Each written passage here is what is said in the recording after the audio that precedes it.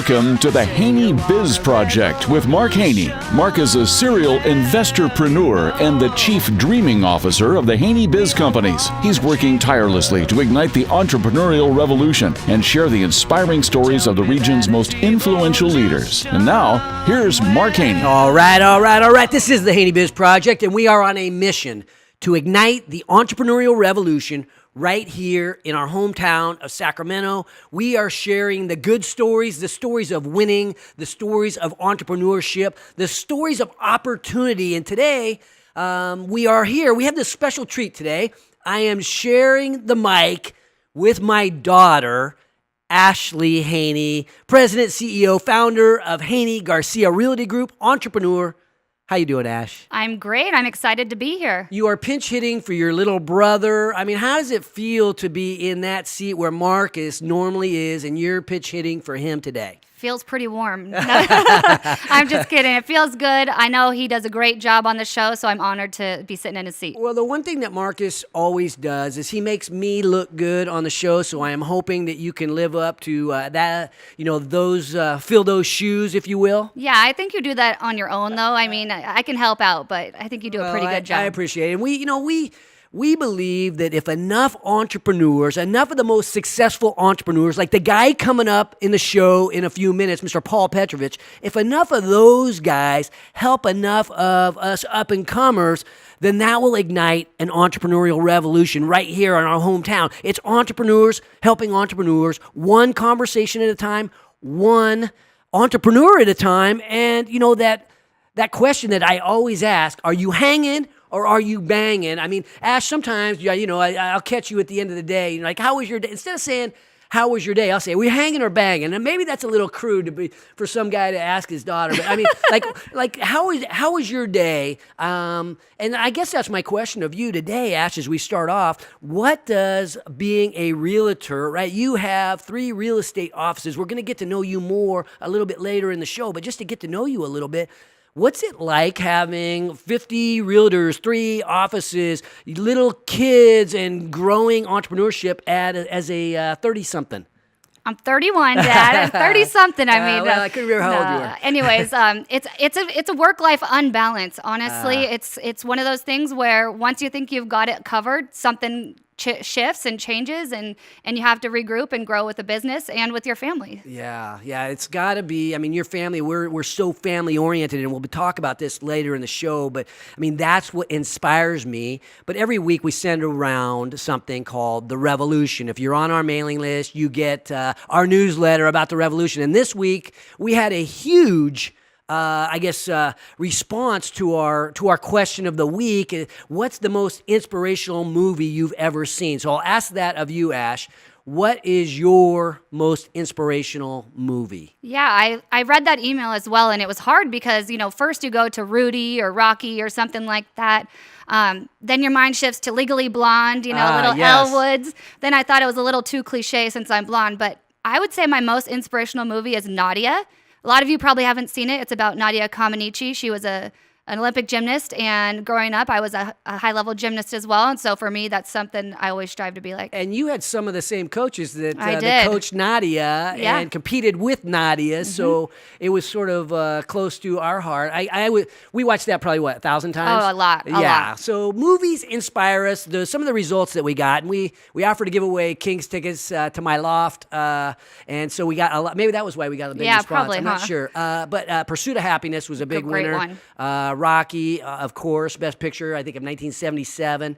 But in the Golden Globes, they awarded this year the Greatest Showman for Best Original Song. And that's an entrepreneurial movie, kind of like The Pursuit of Happiness. This guy never had it easy, yet he fought through and found a way to succeed. It was B.T. Barnum, and it's like, what a story. It seems like all the best stories have this turning point where you start off and things are going pretty well, and then a rocky road, maybe even a major setback happens. But the best stories always include a way to overcome, a way to persevere. Yeah, I think those times though that set you back are those times that help you grow the most. Yeah.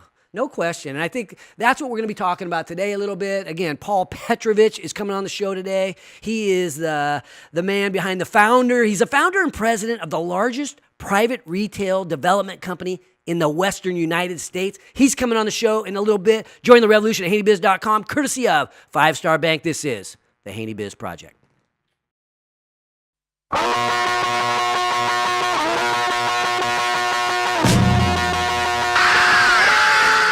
Now, back to the HaneyBiz Project with host Mark Haney. All right. Welcome back to the HaneyBiz Project, brought to you courtesy of Sun System Technology. I'm Mark Haney, and today I am joined by the ultra-successful real estate developer, Paul Petrovich. How you doing, Paul?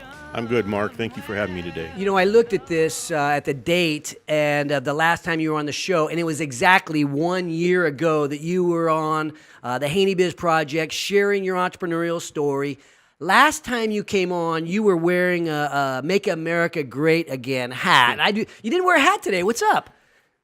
Well, I wore that hat in San Francisco once, and that was quite an experience on my way to a Giants game. And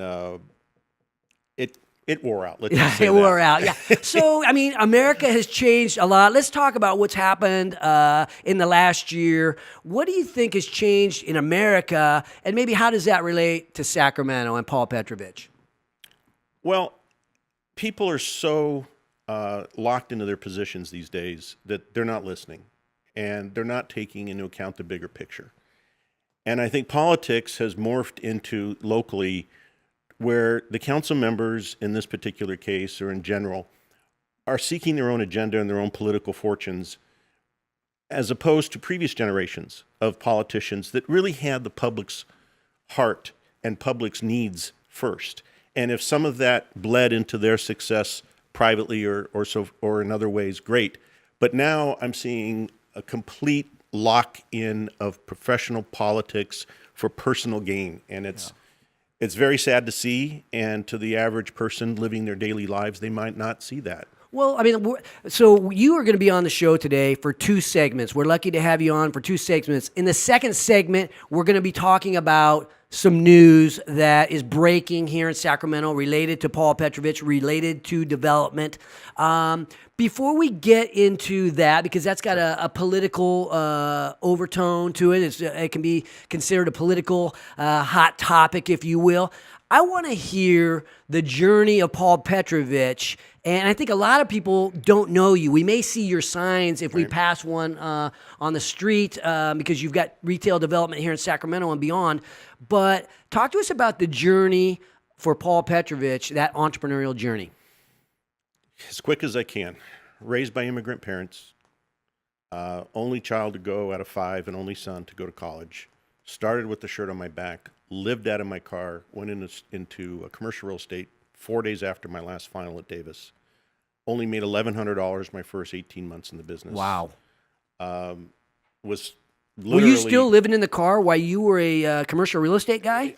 Yes. Wow. I overstayed my welcome at my fraternity house at Davis, and then finally when school started again, they kicked me out. Oh, my gosh. And so I was living out of my car, and I had a nice old lady that lived next door. She used to iron my shirts.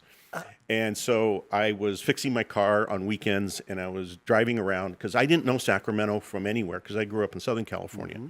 So the recession was at its peak then. Jimmy Carter had just left office. Ronald Reagan had come in, and interest rates were 21%. Yeah. So when I showed up to work, they had fired the manager at the brokerage company I started. He says, "You don't have a job here." So I stood in the lobby for 4 hours. And he came back from lunch and he finally said, "Fine, there's a desk, a phone, and a phone book. I'm not training you. Go for it." Well, I was afraid to go to the bathroom. They were going to change the locks. Yeah. So fast forward, recession breaks. I closed and earned $2 million in the following 2 years. Wow. So from did you say $1,800 in a year? $1,100 in 18 months. Oh. And living out of it sounds like the Pursuit of Happiness movie. Did you ever see that movie? Oh, yes, I did. So you think about like the most inspiration. I mean, that's a story of inspiration, right? A guy, hey, he worked. I know you were a very good athlete. You go to UC Davis, you get out, no money, homeless, kind woman helping you with ironing your clothes. and you start in something like commercial real estate, where there's no guarantees. I mean, typically, right? And my Depression-era father, who landed on Normandy, said, "What are you doing? You know, you have a college education and you're doing 100% commission. You didn't even need to go to college," he says to me. So by 1985, 86, I was fortunate enough to advance and close the Capital Bank of Commerce deal at 300 Capitol Mall for $85 million. I was 25 years old. The commission was $2.1 million. Wow. And in today's dollars, that's like selling, a $240 million building with 3 times that commission. And things were looking great. Dad was proud all of a sudden, huh? Dad's like, yes. Dad was actually depressed. He was proud and depressed, but he had worked 43 years for the phone company, and he was making $20,000 a year, and he felt like in a quick instant that he had not taken enough risk in life to provide more for the family, because he was 100% about the family. Wow. Okay, so this is a really interesting story because you're a philosophical guy, in my opinion, and try to find the deeper meaning. What does entrepreneurship mean to you? Because I get something out of that story that's super meaningful about the difference between breaking your back for the man versus taking a risk and building a dream like what you've done in Paul Petrovich Development. Well, the whole thing to me was to break the cycle. It was, previous generations going back to Croatia and Sicily, were very poor.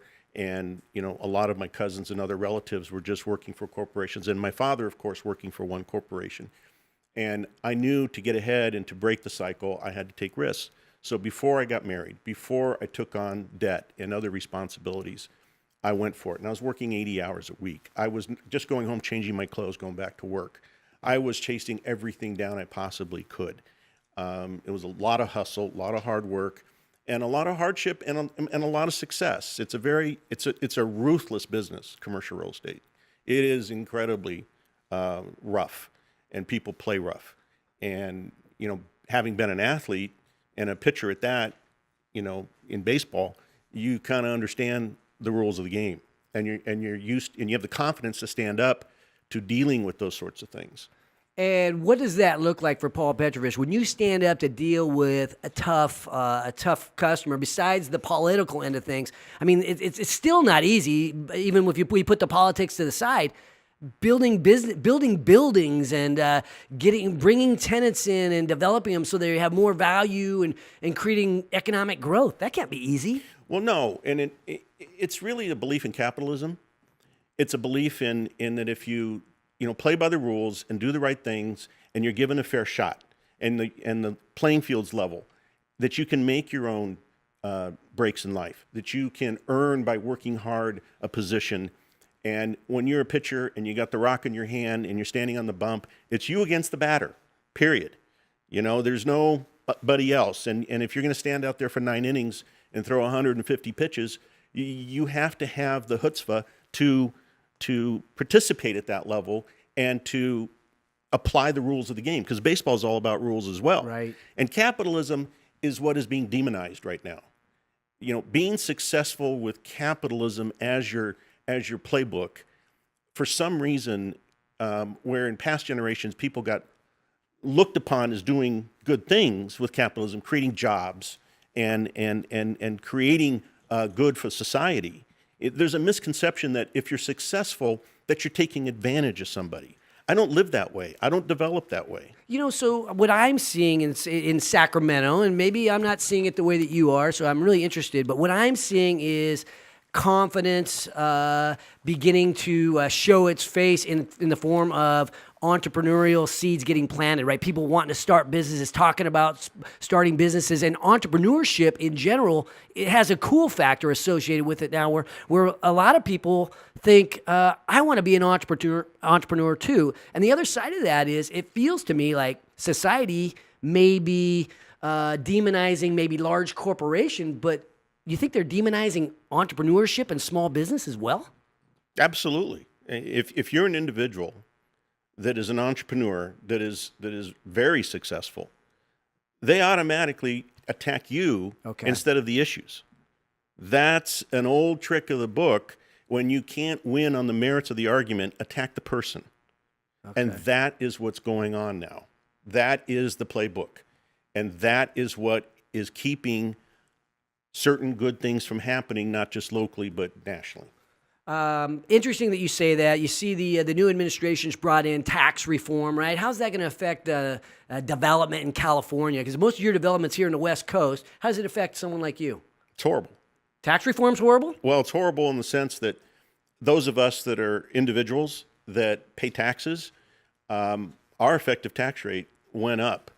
And we don't get the same write-offs that we did before. When you you can't take your California tax at 13.5% and write it off against your federal income tax, my tax rate just went way up. Wow. I know you don't have that write-off, but you're in the situation where you need that state tax break. Yeah. Yeah, that's just one of them. So, is it good for business overall, where corporations will have more money and give out dividends to their employees, which I applaud to the nth degree, and they're going to stimulate the economy, and people are going to be able to afford homes and to buy retail services? Absolutely. That's a broader view, and I take a broader view. If I have to pay more to stimulate the economy, as part of this process, so be it.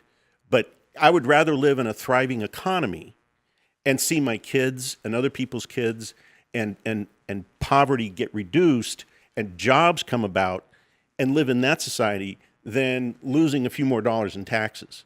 But as far as me personally, it's costing me, I think I'm going to be at the 63% of every dollar I make on ordinary income. All right. When this is all said and done. All right. Well, I appreciate those thoughts. And when we come back, we're going to get some more of those thoughts. And Paul is not one of these guys that is going to hold back on sharing his opinion. It's one of the reasons I really respect you, is just calling it how it is. I would like to introduce you to my tax guy, Mr. Jason Cardinay, Galena, CLA. Maybe he can get that down to 62%. Jason, I'm going to see what I can do on this.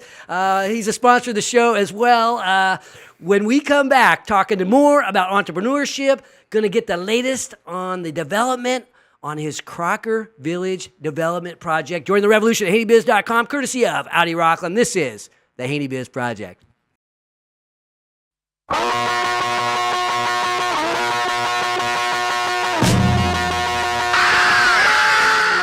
Welcome back to Mark Haney, igniting the entrepreneurial revolution with the HaneyBiz Project. Welcome back to the HaneyBiz Project, brought to you courtesy of Hub International. I'm Mark Haney, and I am rejoined by Paul Petrovich, a very, very successful real estate developer. And we're going to dive into, I'll call it the issue of the day. It's been the issue of years for you, Paul, the Crocker Village development.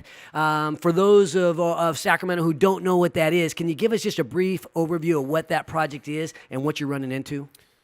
Second largest infill development in Sacramento, one of the dirtiest toxic pits in America. Spent 14 years and $50 million hauling 20-mile-long train full of toxins to Utah and dumped it in a rubber pit. It's over by Sac City and Hughes Stadium, right? Yes, is it over correct. There by the railroad? Correct. Yeah. Went through 5 years of entitlements, 230 community meetings to obtain my entitlements in 2010. We've pumped over 1 billion gallons of groundwater to clean up the plume that was left behind by the Western Pacific and the Union Pacific. Now have put $20 million worth of roads and infrastructure in. And there are now 100 residents living in Crocker Village in the brownstones and single-family homes there, with another 200 homes yet to be built. Let me try to make sure I understand this correctly. You've put it's your money. Paul Petrovich money has gone into. I have no partners. Yeah, it's all my money. $20 million. 50 to clean it. 20 more in infrastructure.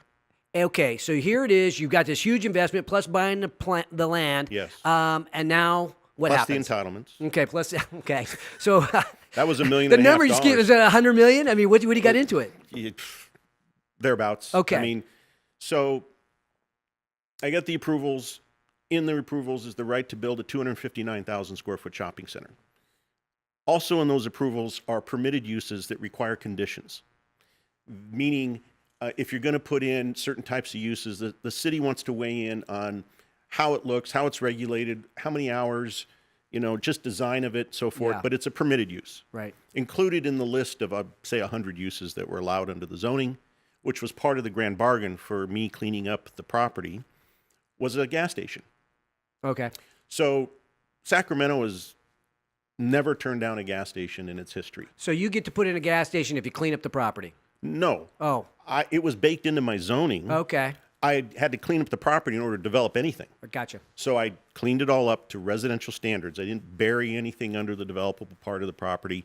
It was a textbook case of cleanup, and DTSC was very proud, Department of Toxic Substance Control, of what happened there. So fast forward, I finally get a lease signed with Safeway. I start attracting other tenants. I'm about to start construction on 107,000 square feet of the first phase of the shopping center, and I submit my application for a conditional use permit for the gas station to obtain my approvals, my conditions of how it's going to operate. Went through that process, took about 9 months, 10 months, took 14 months, got to the Planning Commission and got approval. 8-3. Should have ended there.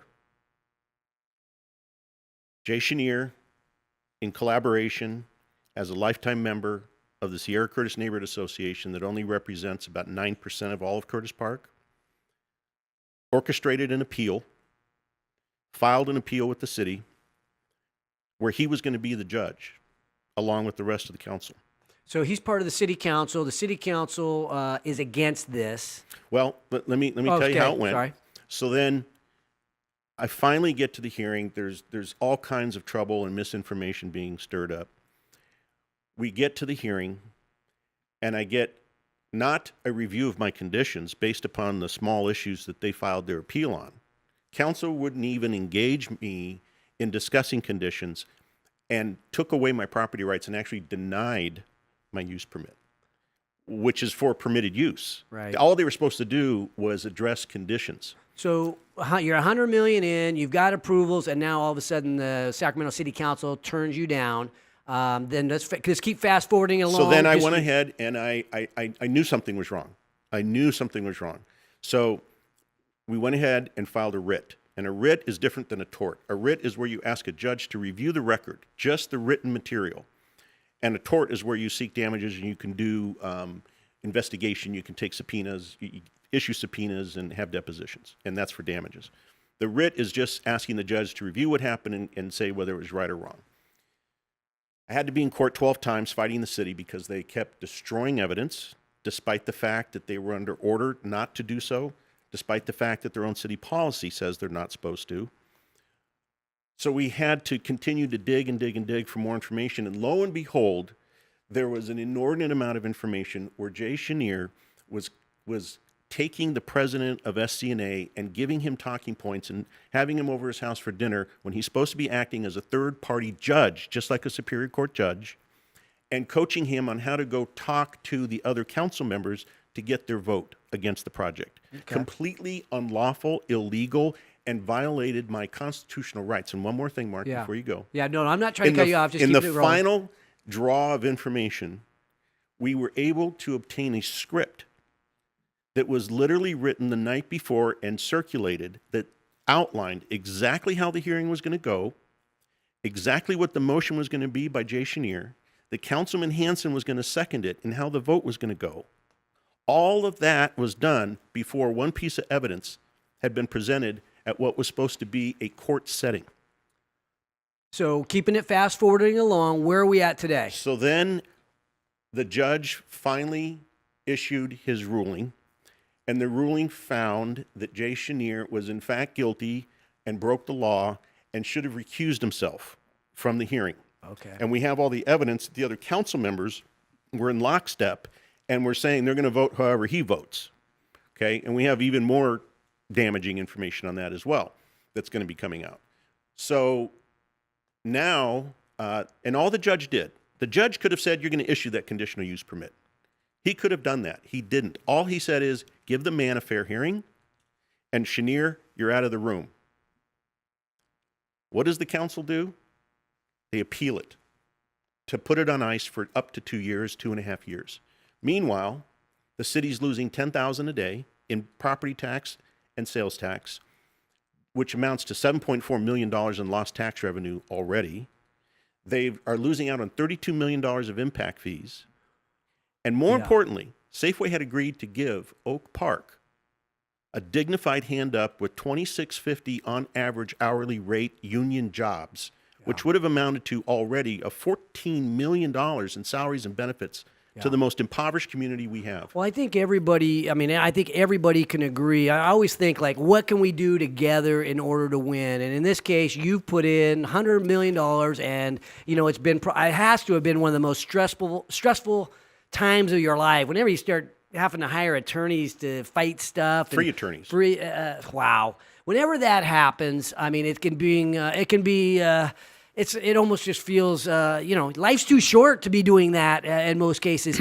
Now, let me ask you this. So now it's sitting here, and we're hearing one side of the story, and, the business side of the story, which is, this was a business show. But if there was somebody on the other side that would defend why not to do the project, or maybe give the other side, who would that be, and what would they say, just in short form? What's a defense for this? I mean, because I don't see one on their side. There isn't one. If you want to know what they've been saying, is that I was too rude to them, and therefore, they attacked the person, not the issue, and that I didn't talk nicely enough to Jay Chenier. And he even said in the deliberation at the council, actions have consequences, meaning what I said to him. And it was, I don't treat politicians any differently than I treat somebody on the street. They're representing us. I don't bow down to them. They are supposed to do what's right by the people. And so, excuse me if I didn't kiss somebody's ring. Yeah. That's not how I was raised. That's not how it's supposed to work. Well, you compare this. Okay, this is obviously a challenging situation. It's ongoing, and it's unresolved at this stage. But this show is about winning, right? So I guess in entrepreneurship, we always know that there's these rocky roads. Two questions. One, how does this stack up in terms of setbacks in your life and low points or rockiness in your life? And then also, I would like to know, obviously you had some win stories. We heard about one in the beginning where you got your first big break because of the huge sale. But so how does this one stack up? And give us a quick win story so we can I want to leave our listenership thinking, you know what, it's not always easy, but in the end, good things happen. So help us come to that. Give us a happy ending here. Well, the happy ending is the rest of my life. The number of cities and governments and people that are on my side on my other projects is incredibly heartwarming. I've built 58 projects totaling $1 billion of development. And at last count, that created 20,000 jobs, permanent jobs. Wow. Tens of millions of dollars of tax revenue that goes to society. And what I do is I build in areas that need help. I'm about to break ground on a grocery outlet in North Sacramento where there's been a food desert for 60 years. People cannot find quality groceries, fresh groceries, at affordable prices.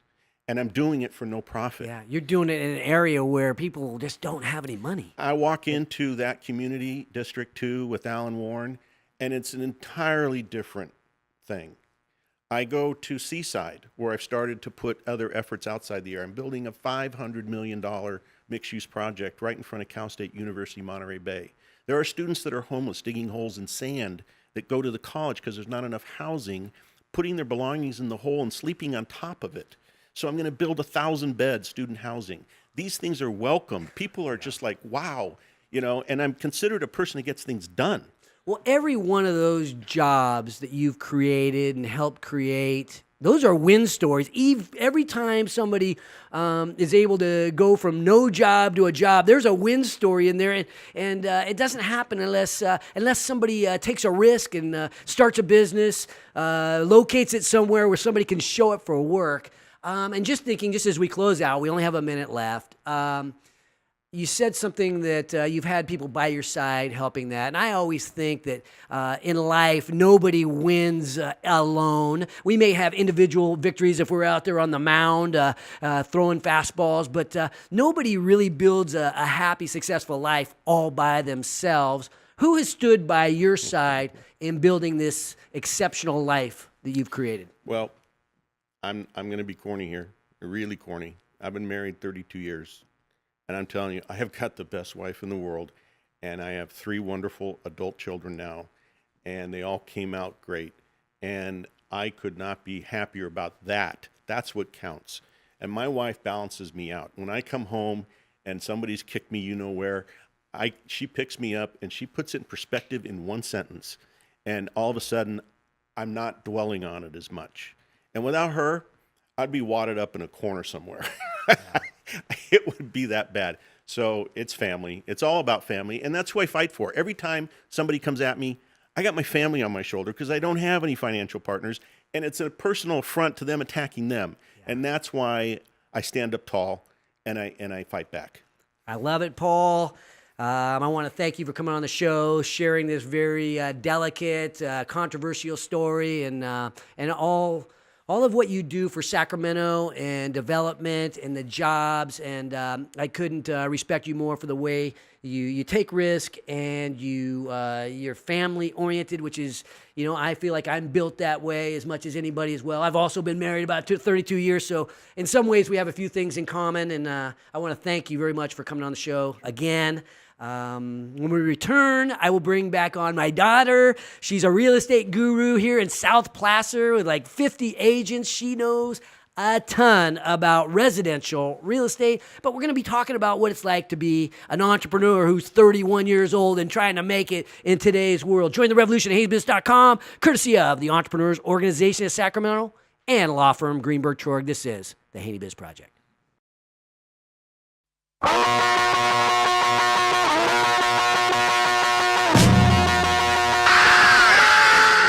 And now, back to the HaneyBiz Project with investorpreneur Mark Haney. Welcome back to the HaneyBiz Project, brought to you courtesy of accounting firm Clifton Larson Allen. I'm Mark Haney, and I am back with Ashley Haney, Haney Garcia Realty Group. We want to know you better, Ash. You're filling in for little bro, but you are an entrepreneur with, I guess I've misspoken a little bit or lied, one of the two.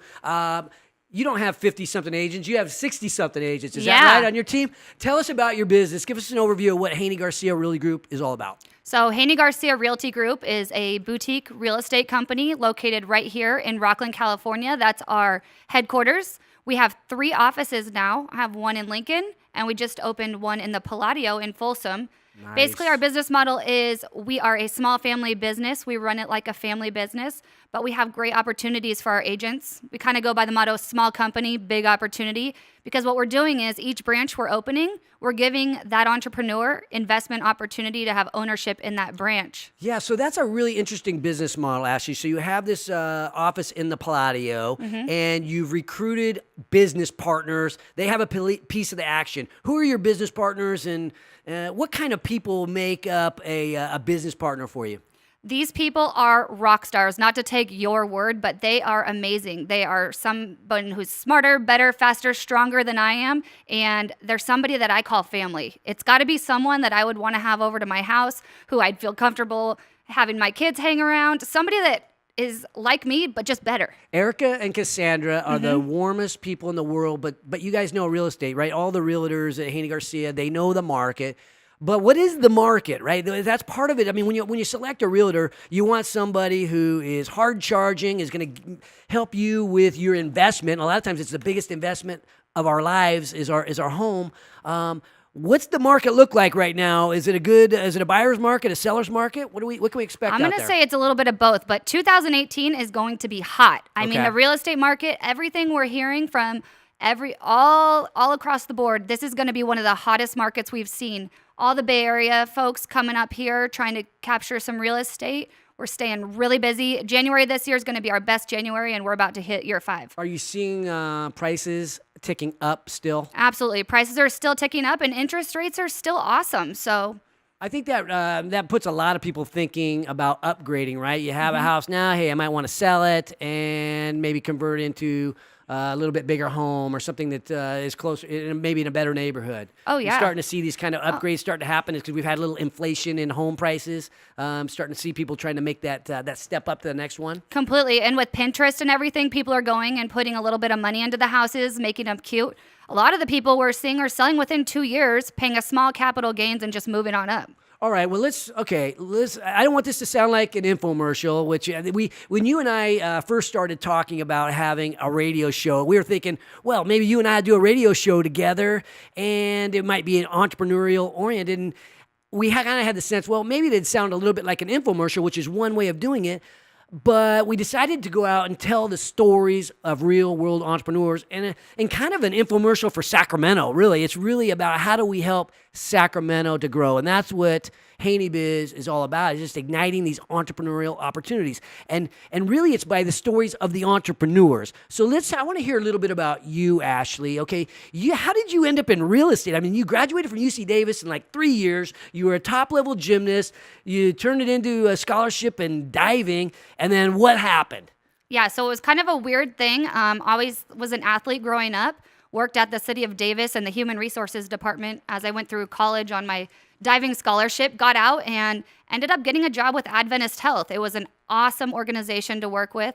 Their corporate office is here in Roseville, and they've got, I think, 18 hospitals up the West Coast. Anyways, I got married, pregnant with my daughter Riley, who's now 7, and at the time you had just sold off your business.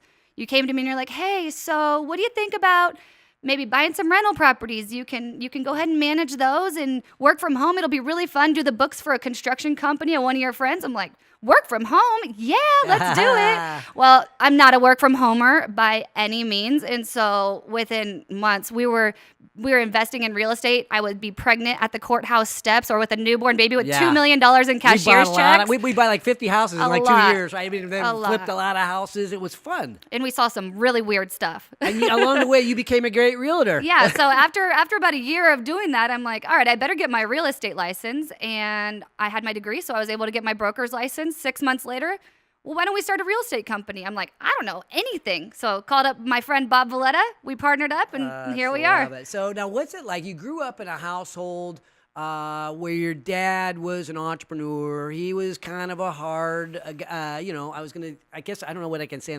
I wasn't the easiest dad in some ways. What's it like growing up in that? You didn't grow up in the family business, but you grew up around it, so you knew, and then you went out and got your own chops, and now here you are, an entrepreneur yourself. I'm kind of thinking about your philosophies and where they may have arrived. Well, it's kind of weird because as kids, we were always told we couldn't work in the family business when we got older. So it was never my intention to get in the business to see how it worked, but I was always observing, seeing what was going wrong. And But what?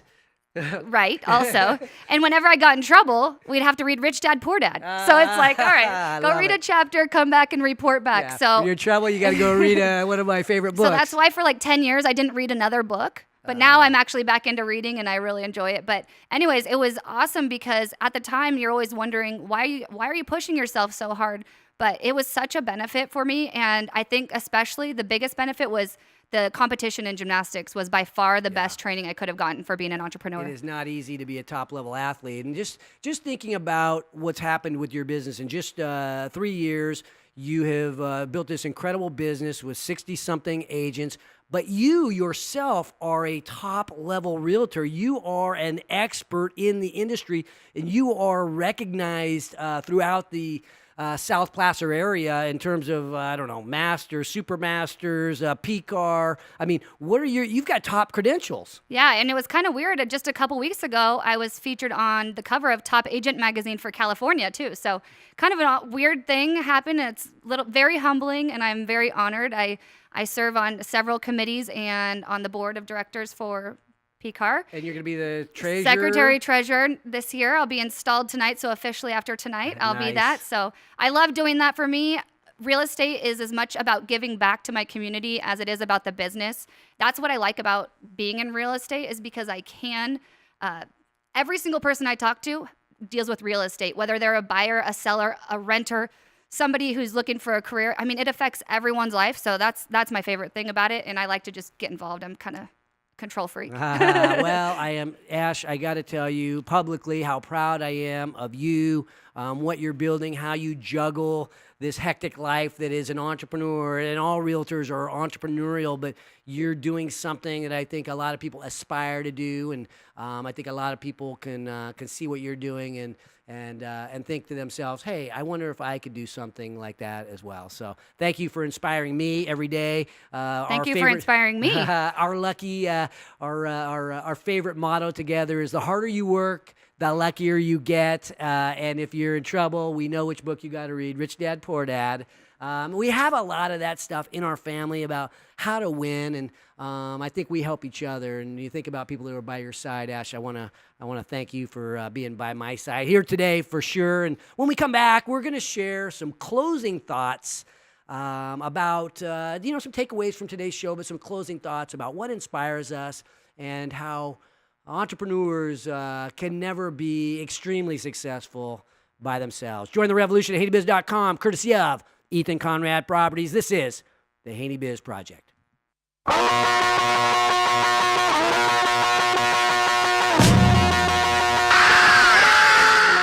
Welcome back for Mark's takeaways from today's HaneyBiz Project. Welcome back to the HaneyBiz Project, brought to you courtesy of Silvers HR. I'm Mark Haney, and I am back here with Ashley Haney. And today we've been talking about movies that inspire us, talking about other things in entrepreneurship that have to happen. It is not always easy. I think Paul Petrovich shared some of his thoughts about how tough it can be. Ashley's takeaways from today?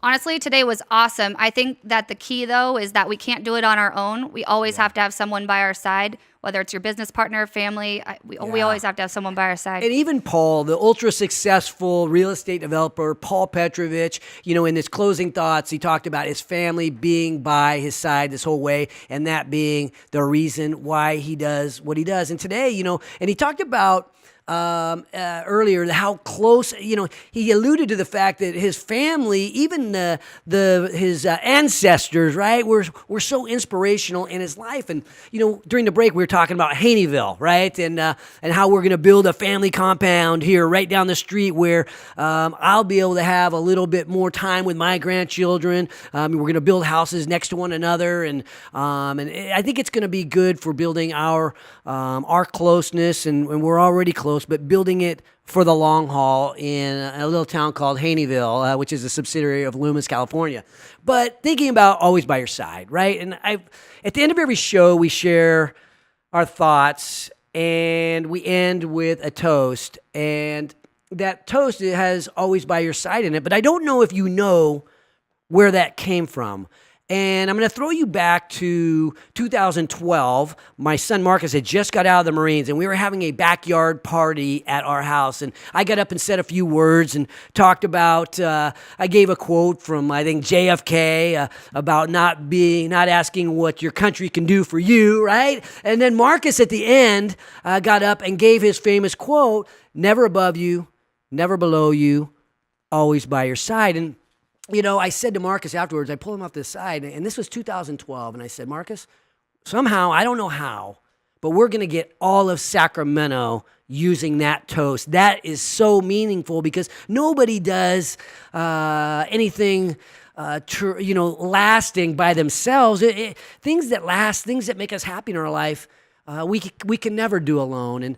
And that story actually started about 5 months earlier. Marcus is deploying for Afghanistan. I'm giving a different speech at 29 Palms to a group of Marines and trying to get them pumped up before they went off to war.